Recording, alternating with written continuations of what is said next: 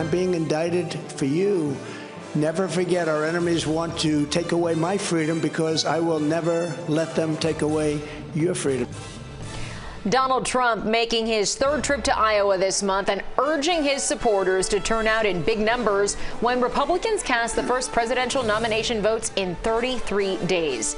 The former president has remained far ahead of his rivals in national polls and those of likely Iowa caucus goers. But he pressed his supporters not to be complacent despite his front-runner status. CBS News Miami's Jim DeFede is live for us in Des Moines, Iowa tonight. And Jim, what is Trump's strategy in Iowa? He was so far ahead of the pack.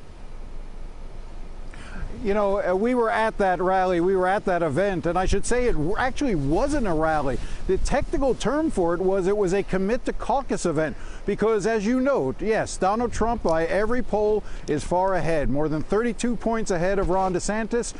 Ron DeSantis, according to the latest poll, is at 19%, and Donald Trump is at 51%. But none of that matters. None of it matters if people don't go out on January 15th at 7 p.m. and show up, no matter what the weather is like, and show up and actually vote in person. That's the key here. And so what we saw tonight was Donald Trump encouraging his supporters to make sure they turn out. And I will tell you what's really fascinating about this and why it's been so important for us to be on the ground here is 8 years ago, Donald Trump had no organization in Iowa that was trying to turn people out and get them to the caucus sites. There are more than 1,600 precincts, 1,600 caucus locations across the state of Florida. And 8 years ago, he had no game plan there and nearly won. This time, he has a much more sophisticated operation, and that's what he's hoping will make sure that he wins by a very huge amount. Jim, so you say Trump has a sophisticated operation there in Iowa. How does that compare to what Governor DeSantis is doing there right now? This is really what this entire story is going to be about on Election Day, because Ron DeSantis, as big an organization as Donald Trump has tried to create, Ron DeSantis has created an even larger one.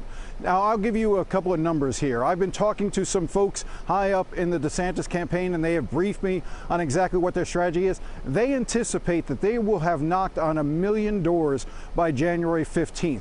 They are organizing in more than 1,300 precincts out of the 1,600 precincts that are across the state of Iowa. They say they have the most, far and away the largest and never before seen before type of operation on the ground here.